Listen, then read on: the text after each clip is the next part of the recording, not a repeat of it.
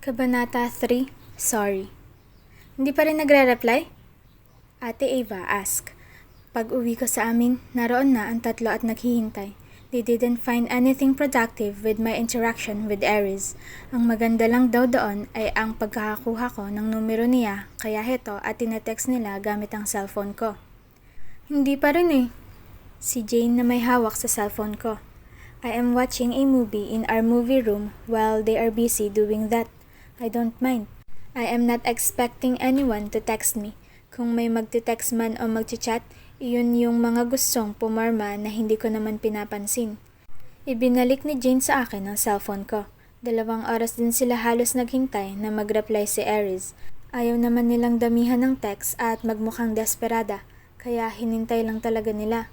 Patapos na lang ang movie na pinapanood ko, wala pa rin, kaya nawalan na sila ng pag-asa at sumuko. Nagsabi ka ako nag-reply, gagawa ako ng group chat at doon mo isi-send kung sakali. Wala sa sarili akong tumango. I am not interested in texting him. I only get hyped up when he's there and I get to fall his arrogant ass. Sa sumunod na araw, hindi na nasundan pa ang pagtitext. Hindi naman din talaga nag-reply si Aries.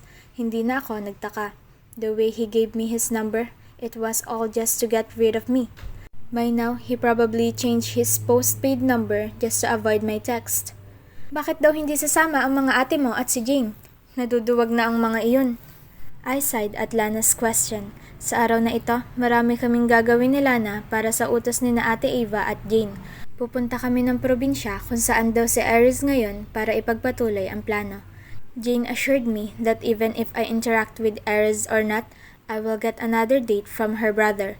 Dahil na din siguro sa effort sa gagawin ko ngayon. Baka raw mabuking.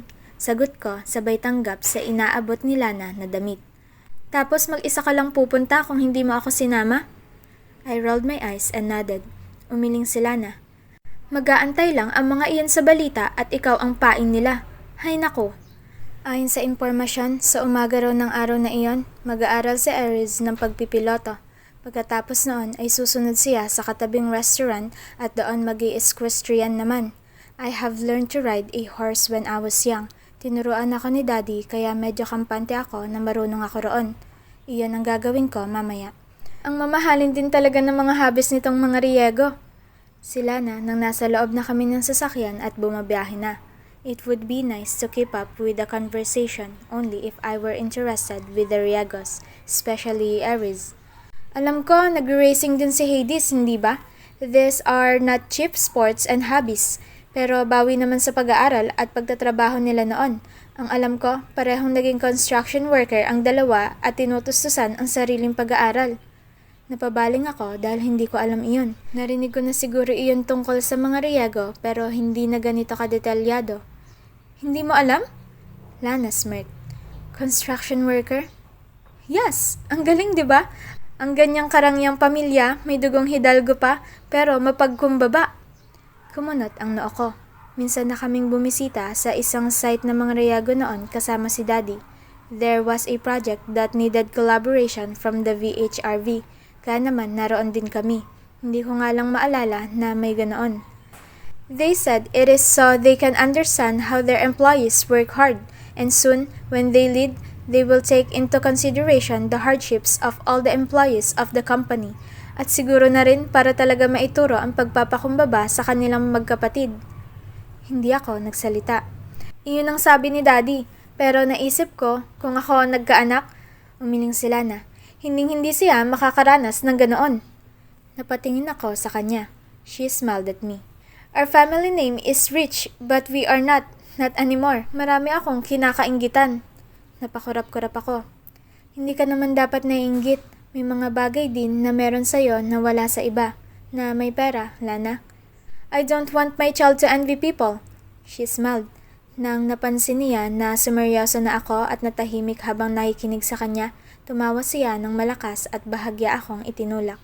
I smiled back at her. Hindi ko nga lang alam kung maibibigay ko yon. I won't have children if I don't get rich. And if I get rich and have children, I will then plan out some petty excuse to marry him or her to your child. Tumaas ang 2 kilay niya. Tumawa ako. Normally, if you hear that from other people, you will think he or she is leeching you.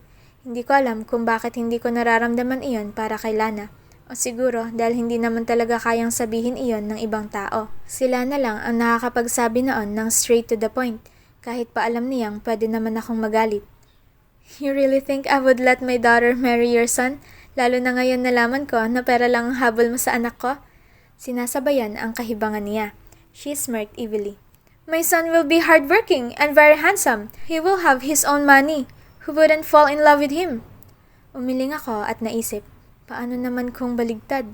Iyan ang naging laman ng usapan namin hanggang sa nakarating na kami sa lugar.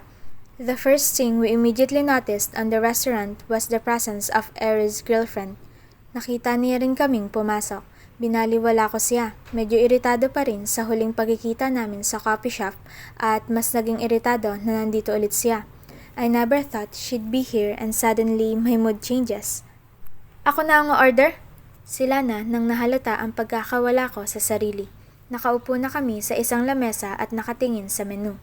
Nag-aantay ang waiter at wala pa rin akong napipiling kakainin kasi hindi pumapasok sa utak ko ang mga binabasa. I nodded and put the menu down. Sila na nga ang umorder samantalang napalingon naman ako sa girlfriend ni Aries. How could a man like him be with a woman like that? Pero ano nga ba ang tingin ko kay Aries? Hindi ba sinabi na naman ni na Ate Eva at Ate Vicky na naglalaro rin siya kahit pa medyo nerd at seryoso? I shouldn't think highly of him. Tuloy ba ang plano mo? Lana interrupted my thoughts. I nodded.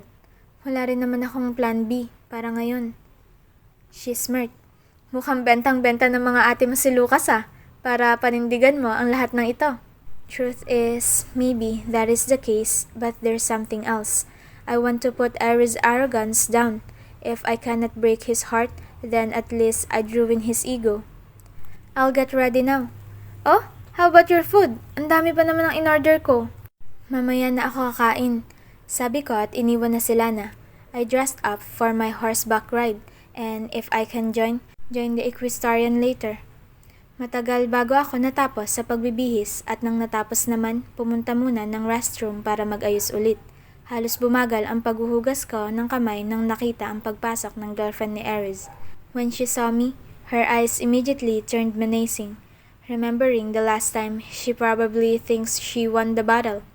So, you're here again, huh? Desperate much? How about you, Auntie? You're here again. She smirked. Unlike you, Aries is expecting me. You are just one of his stalkers. Nakita ko kasama mo sila na Montserrat. Old rich family name, but no longer relevant. Siguro, pinsan mo yun, no? At pinagsasamantalahan mo si Aries para lang makuha siya at yumaman ulit? This girl doesn't know me. Oh, well, no need to expound that I am the heiress of the De Albas. Baka pa mapagtagpi-tagpi niya at maisip na maaaring sina Ate Eva at Ate Vicky nga ang nagpapunta sa akin dito para kay Jane. Whatever you say, Auntie. How about you? Do you feel so old? You're desperately making moves to get Aries marry you? Napawi ang ngiti niya. Nakitang mukhang tama ang hinala ko, ngumisi ako at nagpa siyang umalis na. Good luck with that, Auntie. Your wrinkles are starting to show up. You should double dose your Picoshur sessions so Aries won't notice. I giggled and went out of the restroom fast. Feeling better with that, nagkaroon din ako ng ganang kumain at sinabayan na muna si Lana. She immediately noticed my change of mood. At nang natanaw ang paglabas ng girlfriend ni Aries sa restroom, agad niyang nakuha ang nangyari. Kaya naman ikinuwento ko rin sa kanya. Later on, Aries arrived with a few of his friends. Akala ko may kita ko si Hades pero wala roon. Siguro nga, totoo iyong balita na abala na siya. He went to his girlfriend and greeted her. Hindi niya yata napansin na naroon ako dahil medyo malayo ang inupuan namin ni Lana. Nagpapahinga na ako pagkatapos kumain. Lana ordered the desserts to be served pero tinanggihan ko muna at nagpa siya na lumabas na at mag-ensayo ng kaunti sa horseback. It's been a while and my skills are probably rusty. Matagal pa bago lumabas si Aries at nagulat ako na kasama niya rin ang girlfriend niya. Nakapagbihis na at mukhang mag-horseback na rin. Luckily, I've been there for about an hour and I've remastered some of the skills I learned. Ang akala ko, marunong ang girlfriend niya. Nagulat ako nang si Aries pa mismo ang nagturo sa pagsasampa sa kabayo. Tumigil ako para manood sa kanila. The woman was giggling and enjoying her slow and boring time with Aries as she tried to ride the horse poorly. At dahil marunong ako, medyo nakitaan ko ng pagkukunwari ang pagkakahulog niya para lang mayakap si Aries. "Oh, sweet," I blurted out. Napabaling tuloy silang dalawa sa akin. Nagkatinginan kami ni Aries bago ko iginiya palayo sa kanila ang kabayo at nagpa siyang subukan ng ilang mababang fence. Hindi ko na nasundan ang dalawa. Ayun ang problema kung halos wala kang pakialam sa ginagawa mo. Lalo na kapag hindi mo naman talaga gusto kasi nawawala sa isipan mo, lalo na kapag nalilibang na sa ibang gawain. I know I can't do the taller fences. I haven't done that before, especially with a horse I have no long connection. Kaya iyon na lang munang mabababa na nakaya ko naman kahit paano. Naalala ko na lang na may gagawin pala ako roon nang nakatabi ko ang girlfriend ni Aries habang tinitingnan ko ang susunod sanang fence na susubukan ko.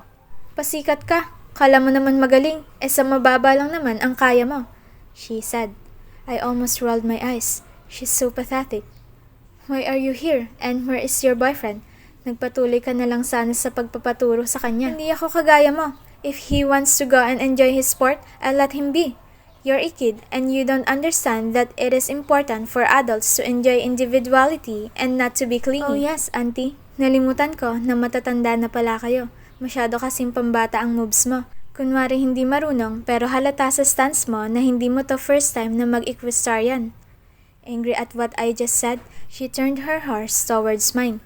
I tried to move mine away, but then auntie was carried away angrily. "How dare you judge me like that? Ang kulit mo rin, no? At ang bata-bata mo pa, ang landi-landi mo na. Ikaw pa ang naghahabol. Nakakasuka ka." Bago pa siya nakapagpatuloy, naging agresibo na ang kabayo niya. I tried to pull my horse away pero huli na ang lahat. Her horse backed and because she was busy, she didn't notice the aggression. Hindi rin yata mahigpit ang hawak niya kaya tumilapon siya. Nakita ko ang masamang pagbagsak niya sa lupa. The horse didn't gallop away and I feel like he's still aggressive. Mabilis kong tinabi ang kabayo ko at imbis na tulungan ng babae, dumiretso ako sa kabayo niya at inamo para matigil ang muling pagsipa. The girl whined. Marami ang lumapit at tumulong. Pati na rin sa kabayo para mapaamo iyon pero bago pa sila dumating, nagawa ko na. Although, while trying to pull the leash and calming it down, nahila at na-strain ng kaunti ang kaliwa kong kamay. I was too nervous to mind the pain so I continued what I was doing. "You little bitch!" Sigaw ng babae habang tinutulungang patayuin ng mga lumapit. Nilingon ko siya at nakita ang galit niya sa akin. Marumi ang braso niya at mukhang masama ang pagkakahulog. "Mananagot ka sa ginawa mong to! Sumusobra ka na! You triggered my horse and you did all of this!" "Are you okay? What happened?" Kabababa lang ni Aries sa kabayo niya at dumalo agad siya roon. Dahil nakatingin at halatang galit sa akin ang kausap, napatingin na rin si Aries sa akin. She then cried hysterically. "This kid made my horse aggressive! Hindi ito ang unang pagkakataon na sinaktan niya ako at pakiramdam ko, hindi ito magiging huli. I am gonna sue you for physical injuries! This is too much!" Napabaling si Aries sa akin habang tumutulong sa pag-akay sa babae. "I didn't. Kusa na nagalit ang kabayo mo kaya nga nilalayo ko yung akin." Aries said something about going to the infirmary. "No!" the girl protested. "She can't get away with this! This isn't the first time she's done this to me, Aries! I can't let this pass anymore!" "Alright, we have to take you to the infirmary first." Bumaling si Aries sa akin. "Hindi ka aalis." My lips trembled. Wala naman talaga akong plano na umalis pero noong sinabi iyon ni Aries, parang natakot ako at gusto ko na lang umalis. "Bakit? Anong ginawa ko? You know horses can get aggressive with each other so I didn't mean it." "You also know that." His voice thundered. Angry at the judgment in his tone, I lashed out. "Kaya nga sinasabi ko na inilayo ko ang kabayo ko, hindi ba? It didn't work though because your girlfriend won't stop annoying me." Hindi na siya nakinig sa sinabi ko at patuloy niya lang na inalalayan ng girlfriend niya. Lumapit na rin ang ilang medic. Nakita ko rin na patakbo si Lana na lumabas at lumapit sa amin. "Are you okay, Relanie?" Nag-aalalang sinabi ni Lana sabay hawak sa kamay ko. Naramdaman ko lang ang sakit sa kaliwang kamay ko nang napansin ni Lana iyon. Mabilis kong binawi ang kamay ko. "Oh my, what's wrong?" Napatingin ako sa palapulsuhan at may palagay na mamamaga ito mamaya. Nakarinig pa naman ako ng kaunting tunog kanina nang na-strain ko iyon. Miss De Alba, pansamantalang pwede ka bang pumunta muna sa opisina? Tinatawagan na rin namin si Mrs. De Alba dahil nakita namin sa kanya nakaregister ang pass na ginamit mo rito. A manager went to us. I'm surprised it isn't the security, lalo na dahil naroon naman ang mga iyon sa malapit, nagmamasid. I know I am being detained for a while. Base sa gustong mangyari ni Aries at ng girlfriend niya, ganoon nga ang mangyayari. Aries' eyes and thundering voice flashed in my mind. I hate him. I hate him so much. Ano bang alam niya para maturo ako ng ganoon? Bakit pa nga ba ako umaasa na maintindihan niya ako? Kumpara sa girlfriend niya, ayun naman talaga ang paniniwalaan niya. Maybe he thinks that through this elite scandal, I will finally leave him alone. But we're just starting. Akala niya ba matatakot na ako dahil sa mangyayaring ito? O magigilty? And that woman, two-faced bitch. Tumango ako at tahimik na sumunod sa manager. Lana, panic beside me. Bakit ganoon? Hindi pwede to. Bakit ka susunod? May kasalanan ka ba? Hindi ba tayo pwedeng pumunta sa infirmary? Mukhang may injury ka sa kamay. Lana, kakausapin ko lang si mami. At para sa kamay ko, mukhang minor lang. Sa bahay na lang natin gagamutin. She looked at me with shock. Hindi pwede to, Relanie. I know she probably didn't see what happened, but she had always been on my side, no matter what. I smiled at her and held her hand to assure her that I'm fine with the decision. Sabay na kaming pumunta sa opisina. Nakaupo ako sa sofa sa opisina ng manager. Maya't maya ang pasok ng ilang security ng lugar. Hindi naman mapakali si Lana. Tayo ng tayo at naglalakad ng pabalik-balik. Tumunog ang cellphone ko sa isang inaasahang tawag. Hindi ko na masyadong tiningnan ang mga text ni na Ate Eva na siguro'y alam na ang nangyari ngayon. The manager has called my mother, that's why she's calling me right now. Natigil si Lana nang narinig ang cellphone ko at naupo muna sa tabi ko. Ma'am, pati una ko nang sagutin ng tawag. Iha, papunta kami ng Tito Bernardo Morian. Anong nangyari? I sighed. Just an accident. Accident? The security said that you were fighting with this girl. Her horse got aggressive. Inalayo ko ang kabayo ko, mami, pero hindi kinaya. She sighed. Are you okay? Don't worry, papunta na kami riyan. I'm fine, thank you, ma'am. Umiling si Lana. Kanina pa naiirita sa nangyari. Nang ibaba ko ang cellphone ko, agad siyang tumayo. I wanna see how bad her injuries were for detaining you here. Isa pa, you're a minor. This is not right. It's not like you have a choice to control her horse and stop from being aggressive. Dito ka muna, saglit lang ako. Aniya at umambang nga alis ng opisina. Lana, pigil ko sana sa kanya. I'll get your things in the locker too. Magbihis ka na at kapag papayagan na umuwi tayo, uuwi na tayo. The hell I care with your mission and that girl's whining. Hindi nagpapigil si Lana at binuksan niya ang pintuan. Kasabay ng pagbukas niya at ang paglabas sana ay ang pagdating din ni Aries. Nagkatinginan silang dalawa. Lana looked so pissed at him. I saw her glaring silently. Aries looked serious, like usual. Binaliwala ni Lana iyon at lumabas na. Si Aries naman ang pumasok ngayon. Security went in after him and I saw Lana thinking twice now of her plans to go. I smiled at her, dahilan kung bakit hindi na siya bumalik pa papasok sa loob. I flipped my left hand to hide the swelling wrist. Lumapit si Aries sa akin, tumigil lang nang nakalapit sa sofa. Humalukip-kip siya. What happened? He asked seriously. I smirked bitterly. Ba't ka sa akin nagtatanong? Hindi mo naman ako paniniwalaan. Nag-aaksaya lang ako ng oras. Nagkatinginan kami saglit. Nag-iwas ako ng tingin, naiyak sa iritasyon sa kanya. How I hate him. If there is only a way I could hurt him, I would take every fucking opportunity. I hated myself. I sting and sound so tough but my tears are forming fast. Nanginginig kasi talaga ako sa galit, lalo na dahil nasaktan din naman ako pero hindi ko kayang aminin iyon. I would rather be seen as the tough evil girl than the weak one.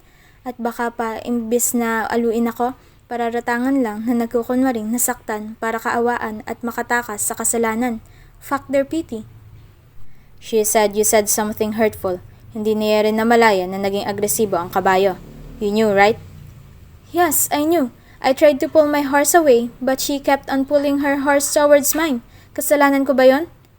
Ano ba kasi ang sinabi mo sa kanya? Something hurtful, right? Like what she said. You don't deny that? He asked coldly. Umirap ako. Totoo naman iyon, pero bakit pa siya nagtatanong at nag-e-expect na itatanggi ko iyon? Just tell me what case she's filing for me. I'll get my lawyers. You're a minor. I laughed a bit, as if he can't play with the law if he wanted to. Kaya nga hindi dapat ako nade-detain dito, hindi ba? Hindi ako tatakbo at haharapin ko ang anumang paratang ng girlfriend mo, Iris. But I'm going home once my mom arrives. I said she's not my girlfriend.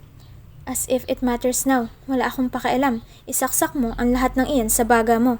Uuwi ako at pakakalmahin ang sarili bago magpapatuloy. Next time, I'll make sure that bitch two-faced bitch isn't around. Regine is just a partner in my master's. We meet sometimes to do some of our projects. Humirap ako. Wala na akong masabi kaya mabuti na lang at dumating na sila na dala ang mga gamit ko.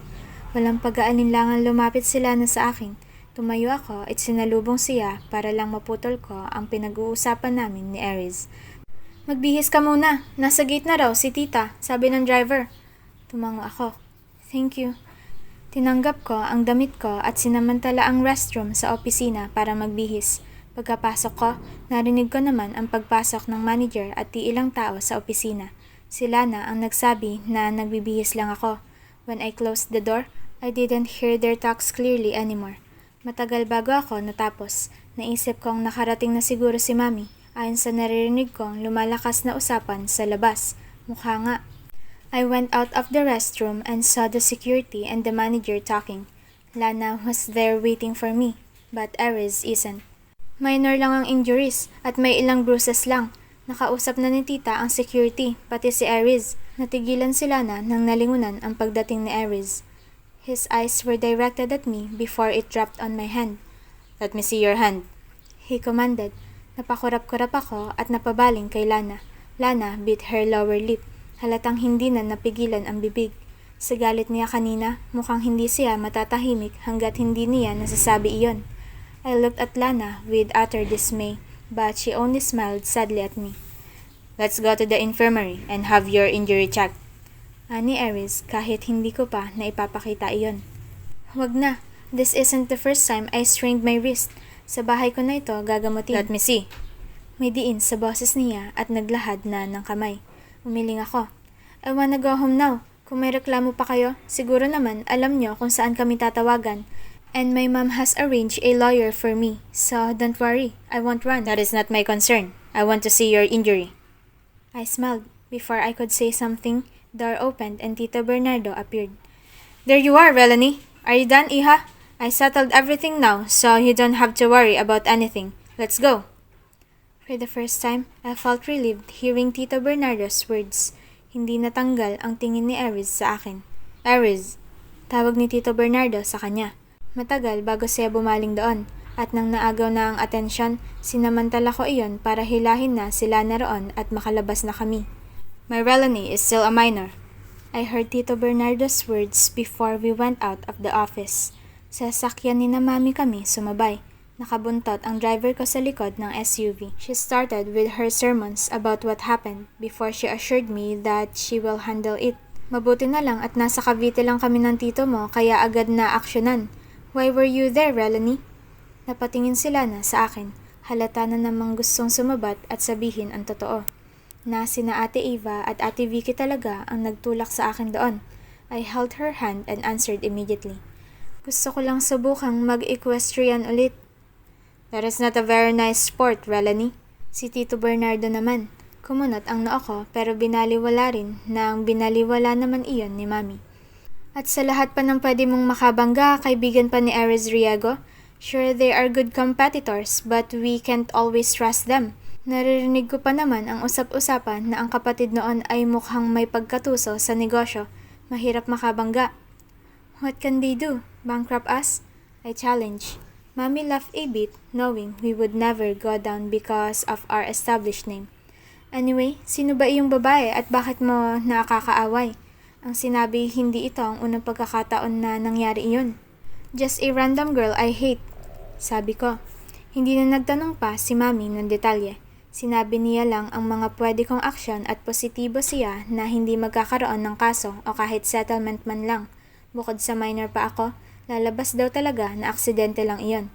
It wasn't my fault why her horse got angry, and if she says something against me, there will be no enough evidence to prove it. Mababasura lang iyon kaya pinayuhan ako ni Mami na magpahinga na lang at huwag na masyadong isipin ang nangyari. Nang nakauwi kami, nagpasya si Lana na doon na matulog sa amin para magamot niya ang kamay ko. Being watched by my laughing sisters inside my room, Lana put a hot compress on my wrist as I detailed what happened. Humagalpak sa tawa si Ate Vicky samantalang umisi naman si Ate Ava. Buti nga sa kanya, sana nabalian siya. Si Ate Ava. Pati kabayo naiinis sa kanya. Si Ate Vicky. Ikukwento ko to kay Jane, nasisiguro kong matutuwa siya. May banta pa talaga siyang kakasuhan ka? Hindi ka ba niya kilala? Bobo rin eh. Now for sure, she knows you. Kung pumunta roon si Tita Beatrice, nasisiguro kong nawindang na siya.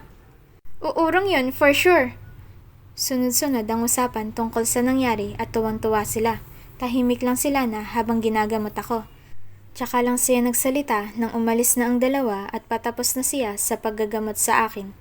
And no one asked if you're fine, she said. Natigilan ako sa sinabi niya. Kita nila na ginagamot ko ang kamay mo tapos walang pumansin na injured ka rin.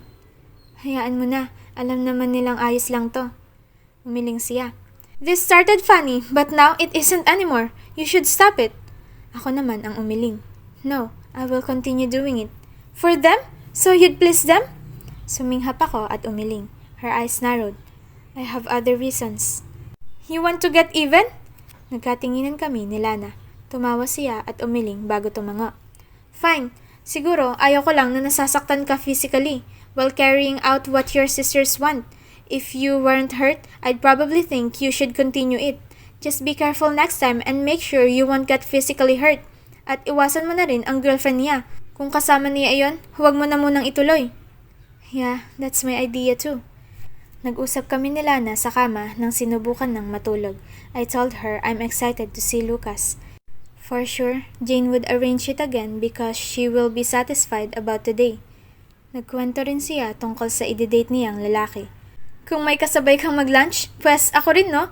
Mayabang niyang sinabi. I giggled. Natigil nang naramdaman ang pag-vibrate ng cellphone ko.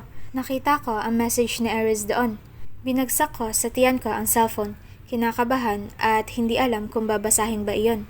Nagpatuloy kami sa usapan ni Lana hanggang sa napagod na siya at inantok. We grew silent and later on, I heard her breathing in a monotone, indicating that she's asleep. Sinubukan ko ring pumikit pero lumipas ang ilang sandali, hindi ako inantok. Kahit papagod buong araw at maraming ginawa, hindi pa rin ako dinadalaw ng antok. Siguro, dahil may bumabagabag sa akin, kinuha ko ang cellphone ko at binasa ang mensahe ni Aris. Aris, how's your wrist? Did you go to the hospital and have it checked? It was his first text for me. I screen captured it thinking I would send it to our group chat. Kaya lang, natigilan ako. Why don't I just delete it and pretend he didn't text me? After all, my sisters don't care about my injury. More importantly, should I reply to him? Hindi ko alam. It's good to torment him and keep him curious. That way, we could get even for today. Pero, babagabag nga ba sa kanya iyon o courtesy lang ang pagtatanong niya para kunwari kahit paano nag-aalala siya? This message was open and on his end, he probably knows I've seen it. My eyes widened when I saw that he's typing for another message. Aris, I'm sorry if I judged you immediately. It wasn't your fault. Namilog ang mga mata ko habang binabasa ang mensahe niya. Hindi ko alam bakit naingilid ang luha ko. I put my phone down, not wanting to think further. At kung babagabag nga sa kanya na hindi ako magre-reply, hindi nga ako magre-reply. I won't tell my ates about his text because for sure they'd ask me to reply to him. I won't. My phone vibrated again. Aris, let's have your wrist checked or you can put hot compress on it. Damn you. If there is any opportunity to hurt you, I will do it whatever it takes.